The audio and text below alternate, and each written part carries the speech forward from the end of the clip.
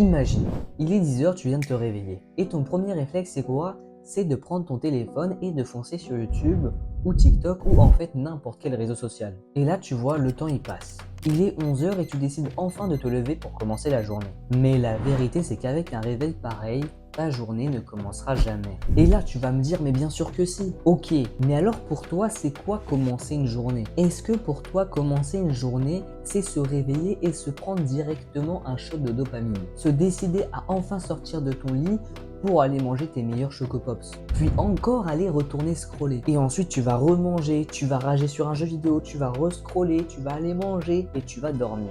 Est-ce que tu appelles ça vraiment une journée? Est-ce que là, tu peux me regarder dans les yeux et me dire ça me rend heureux? Et n'essaye pas de me dire oui, moi ça me rend heureux. Non, là tu te mens à toi-même.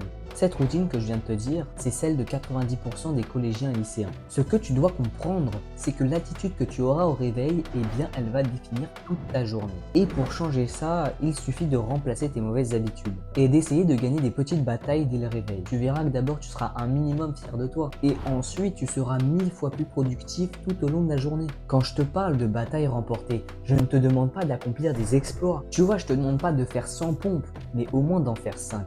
Ou même encore plus simple, réveille-toi plus tôt, aère ta chambre, fais ton lit. Tout ce que je viens de t'énumérer, c'est à la portée de tout le monde. Et est-ce que tu vois la différence avec la première routine? Personnellement, au moment où j'écrivais ce texte, on était en vacances, on était le jour du réveillon, il me semble. Je me suis levé à 7h30, bon j'ai un peu flop, de base je me lève à 7h mais c'est pas grave. J'ai fait mon lit, j'ai aéré ma chambre, je suis sorti 30 secondes dehors, j'ai pris mon petit déj, j'ai rejoint un salon vocal sur un serveur Discord de travail, j'ai cherché une idée de vidéo et j'ai commencé à l'écrire. À l'heure où l'autre routine commençait à peine la journée à 11h, j'avais réussi à être plus productif que elle en 1 ou 2 jours. Et dites-vous que pour moi il n'était que 11h, la journée elle était loin d'être terminée. C'est ça la vraie différence. Et maintenant je vais te poser une question.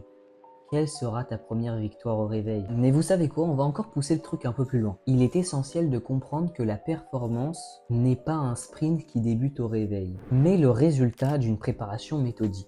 En réalité, une journée réussie ne débute pas au réveil, mais se joue avant même que le soleil ne se lève, car la qualité de notre concentration et de notre énergie dépend directement des décisions prises la veille, et pas seulement des décisions prises le matin. Dans tous les cas, si tu comptes que sur le matin, eh bien tu ne tiendras jamais. Mais maintenant tu vas me dire, mais comment planifier sa veille? Eh bien je vais te donner quelques conseils applicables dès maintenant. Le premier pilier pour gagner la veille repose sur la planification.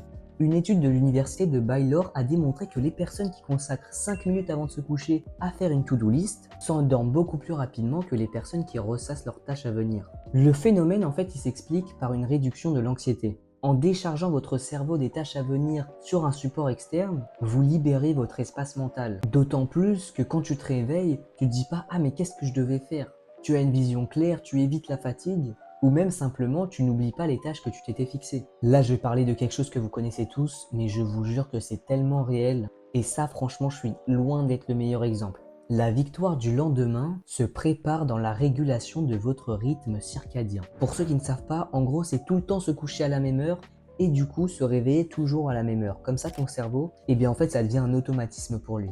Et aussi, il faut éviter 30 minutes avant de s'endormir de s'exposer à la lumière bleue, donc les téléphones, tous les écrans finalement. En instaurant une routine de déconnexion, vous optimisez la qualité de votre sommeil. Moi personnellement, j'ai une heure de réveil, donc c'est 7 heures, mais j'ai pas une heure de coucher. C'est-à-dire parfois je peux me coucher à 23 heures, parfois à minuit, parfois à 1 heure du matin, mais je me réveille systématiquement à 6h30 du matin ou 7h. Ce qui fait que j'ai pas une qualité de sommeil incroyable. Enfin, gagner la veille vous permet de supprimer les hasards. Car si tout est planifié par exemple avec votre to-do list, c'est comme si vous automatisez les premières heures de la journée. En plus, cette mise en condition, elle fait un élan positif qui vous poussera à réussir vos objectifs de la veille, mais aussi à vous en fixer de nouveaux. Et ça vous permet après de garder cet élan tout au long de la journée. Tu vois, c'est comme dans les jeux vidéo.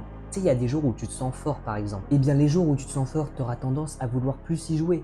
Et bien imaginons que tu travailles.